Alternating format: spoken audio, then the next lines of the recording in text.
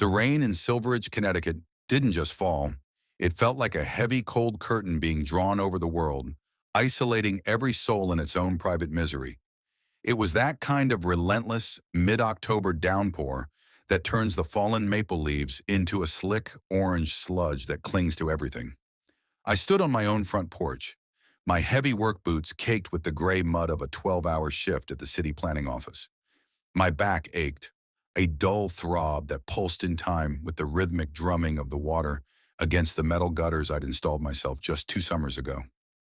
The porch light flickered, a loose wire in the fixture I'd promised Sarah I'd fix last weekend, casting jagged, nervous shadows across the welcome mat. That mat now felt like a cruel, sarcastic joke.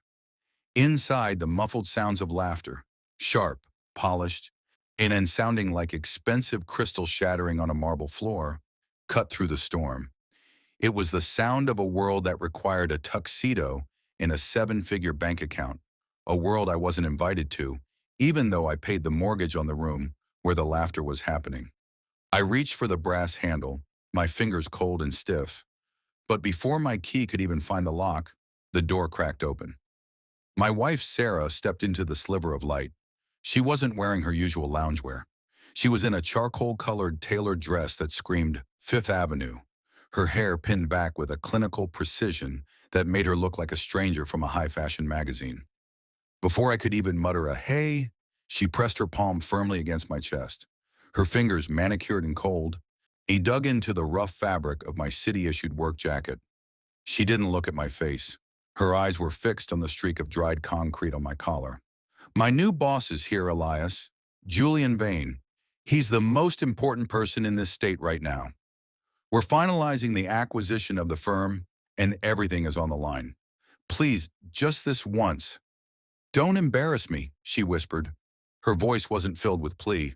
It was a sharp, serrated blade meant to draw blood. I started to speak, to ask why my own home was suddenly a restricted zone, but she didn't give me the chance. She shoved me back, just enough to clear the threshold, and I heard the heavy, metallic click of the deadbolt. It was a sound I'd heard 1,000 times, but tonight it sounded like a guillotine.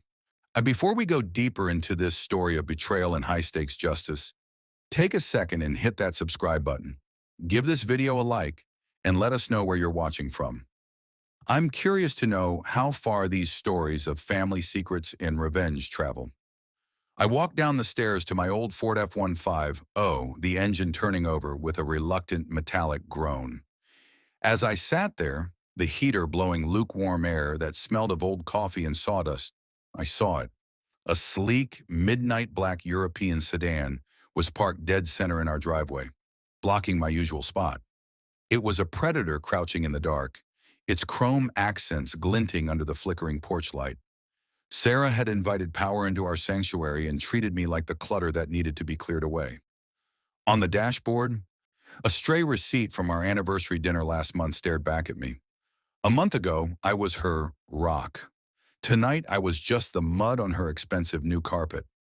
I drove aimlessly through the gridlock streets of Silveridge, passing the local high school where Sarah and I had first met. The neon signs of the diners and the flickering open sign of the bowling alley blurred into long, bleeding streaks against the windshield.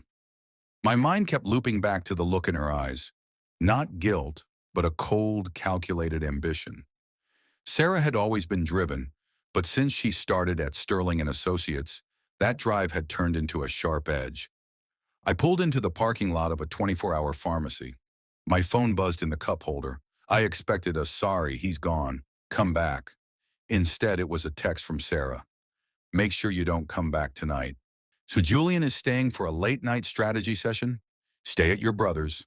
I've already moved your work boots and your tools to the garage so the hallway doesn't smell like a construction site." The professional look. That was me. The blue-collar husband with calloused hands who didn't fit the Sterling aesthetic. I realized then that the revenge I felt bubbling up wasn't about petty anger. It was about truth. Because what Sarah didn't know was that Vane Global was currently the subject of a secret audit. And as the senior lead inspector for the district, I was the one who had written the initial report that Julian Vane had spent the last 3 months trying to suppress. The local Motel 6 on the edge of Silveridge smelled of stale cigarettes and industrial-grade bleach. I sat on the edge of the bed and watched a news report on a flickering TV with no sound. I was Elias Thorne, a man who knew how foundations were built, and more importantly, I knew when they were cracking under too much pressure. My marriage was a sinkhole, and I hadn't even noticed the signs until the ground opened up and swallowed me whole. I thought about the man in my house, Julian Vane. He was the CEO of Vane Global, a man who built glass towers while his foundations were made of sand and lies. He was new money personified, bespoke suits, and a voice like silk. Apparently, I was the first thing on Sarah's list to be streamlined. I logged into the city's private planning portal. I had flagged critical safety violations on a new luxury high-rise, the Vane Emerald. My reports had been lost by the director of planning, a Arthur Sterling, who also happened to be Sarah's mentor. I had a feeling Sarah's sudden promotion and my sudden embarrassment were all connected. Julian Vane was paying for her silence, and she was using our marriage as the currency to pay for her seat at the table. The next morning, the rain had turned into a thick, gray fog. I didn't go to my brother's house. I went to the one place Sarah would never expect to see me, the active construction site of the Vane Emerald. I wore my high-visibility vest and my cracked hard hat, the embarrassing uniform of a man who actually built the world. As I walked the site, I saw them. Sarah was there, standing on the 14th floor observation deck next to Julian Vane. She looked radiant in a cream-colored trench coat, laughing at something he said. And he had his hand resting casually on the small of her back. It wasn't the touch of a mentor. It was the touch of a man who had already moved into my territory. I took out my phone and began recording. I caught the exposed, rusted rebar. I caught the substandard concrete pours that were already showing hairline fractures. I caught the lack of proper bracing on the load-bearing columns. Before we continue with the fallout, take a second and share your thoughts so far on this story below. I read every single one. If you were Elias watching your wife cozy up to the man who just had you kicked out of your own home, would you confront them right there or wait to strike when it hurts their bank account? Let me know in the comments. I didn't stay in the shadows for long. I walked straight toward them, my heavy boots crunching on the gravel. When Sarah saw me first and the color drained from her face. "Elias, what the hell are you doing here?" she hissed, stepping away from Vane. "I told you I was busy. You're not supposed to be here in those clothes." Julian Vane turned, his eyes scanning me with pity. "And who is this, Sarah? One of the city boys?" He's just someone I know from the planning office," Sarah lied, her voice trembling. She wouldn't even claim me as her husband. She denied me like I was a ghost from a life she'd already buried. "Actually," I said, my voice steady, "I'm the man whose house you were professionalizing last night, Julian. And I'm also the lead inspector who just officially condemned the foundation of this entire project. This site is closed, effective immediately. Site foreman." I cut the power and locked the gates. Vane's smile didn't falter, but his eyes turned into chips of blue ice. "I think there's been a misunderstanding, Mr. Thorne. This project has been cleared by Director Sterling himself." "Sterling doesn't sign the safety certificates." "I do," I replied, "and definitely not by family secrets and revenge, because that's exactly what's about to hit the front page of the Gazette when the media gets these photos of the cracked support beams." I walked away, but I could hear Sarah's heels clicking frantically on the gravel behind me. "Elias, stop! Are you insane?" she screamed. She was breathless, her eyes filled with rage and panic. "You're going to ruin everything. Julian is the key to my entire future. We're talking $5 million in commissions. We could have everything we ever wanted." "Everything you ever wanted," I corrected her. "You didn't kick me out because I was an embarrassment, Sarah. You kicked me out because I'm the only person who can prove Julian Vane is a fraud. You chose a paycheck over the man who helped you study for your exams." "You're delusional," she spat. "You're just a bitter, small-minded man who can't handle a successful wife." "Go back to your boss, Sarah," I said, climbing into my truck. "But you might want to check the news at noon. The foundation isn't the only thing that's rotten in this town." By noon, I was in the office of Marcus Reed, the city's most aggressive investigative journalist. I handed him the thumb drive. It contained every flagged violation and the photos of the structural failures. "This is big, Elias," Marcus said. "And if this gets out, Vane Global stock will plummet. They're using residential-grade concrete for a commercial skyscraper to save 40% on materials. Good, I said. Start with the PR firm handling the account, Sterling and Associates. Specifically, their newest senior partner, Sarah Thorne. She's the one who signed off on the safety compliance press releases last week. She knew the concrete was failing, Marcus. She knew. I felt a pang of sadness, but it was quickly replaced by the memory of the deadbolt clicking shut in the rain. She wanted a professional life. I was going to make sure she was the most famous professional in the state, for all the wrong reasons. The story broke at 2:15 p.m. The headline was a knockout punch. The Emerald Fraud, Vane Tower, a monument to corruption. My phone started blowing up, and Sarah called 12 times. Then came the text. Elias, please. Julian is freaking out. Julian is firing me. They're making me the fall girl, Elias. Help me. I'm at the house. I'm scared. Please come home. I didn't go home. I went to a high-rise downtown to meet with a divorce attorney and a whistleblower specialist. I wanted the house. I wanted the savings account she'd been siphoning money into, and I wanted a public apology. I wasn't just ending a marriage. I was performing a controlled demolition. Before we go deeper into the final confrontation, I would love to hear your point of view. Tell me what part hit you the hardest in my story. Was it the moment Sarah lied about who Elias was to her boss, or his decision to leak the files knowing it would ruin her entire world? Share your thoughts in the comments. The motel room felt smaller by the hour. I was sitting at the desk when a heavy, rhythmic knock echoed through the door. I opened it to find Julian Vane standing there. He wasn't wearing the smirk anymore. His tie was loosened, and he looked like a man who had just watched his empire catch fire. Mr. Thorne, he said, pushing his way into the room. I think we got off on the wrong foot. I'm a reasonable man, and I think you're a man who has been deeply hurt by a woman's ambition. I can sympathize with that. You're in the wrong room, Julian, I replied. He pulled a leather checkbook from his pocket. Sarah told me you were stubborn, but everyone has a price. $500,000. Right now. You go back to Marcus Reed, you tell him the files were unverified drafts, and you take a very long vacation. We can even settle your divorce quietly so you walk away with the house. I looked at the checkbook. If you were in my shoes, facing a bribe like this after being treated like trash by your own wife and her boss, what would you do? Would you take the money and run, or would you burn the whole bridge down? Share your thoughts in the comments. I don't care about the money, Julian. I care about the fact that your building is a disaster waiting to happen. And I care that you think you can buy me as easily as you bought my wife. Get out. I returned to our house exactly 3 hours after Julian Vane fled my motel room. The black European sedan was gone, leaving deep tire ruts in the rain-soaked lawn. In its place was Sarah's SUV, parked crookedly. I didn't use my key. I stood on the porch and rang the bell. When the door finally creaked open, the woman standing there was unrecognizable. Her charcoal dress was stained with wine, her hair was a frantic nest, and her eyes were hollow. Elias, she whispered. Julian, he's gone. He told the board the leak was my fault. He's claiming I was the one who hid the inspection reports to protect my own promotion. They're firing me, Elias. I'm losing everything. Manage me? I walked past her into the living room. Is that what I was to you, Sarah? An asset to be managed? A line item on your career path? You didn't kick me out because I was an embarrassment. You kicked me out because you thought you could trade a husband for a partnership. I did it for us, she shrieked. We could have moved to Greenwich. No more mud-stained boots. No more budgeting for the heating bill. We were having a life here, Sarah. What you just stopped looking at me and started looking at the logo on the checks. You didn't want a husband, you wanted a prop. The following week felt like a slow-motion car crash in a room full of lawyers.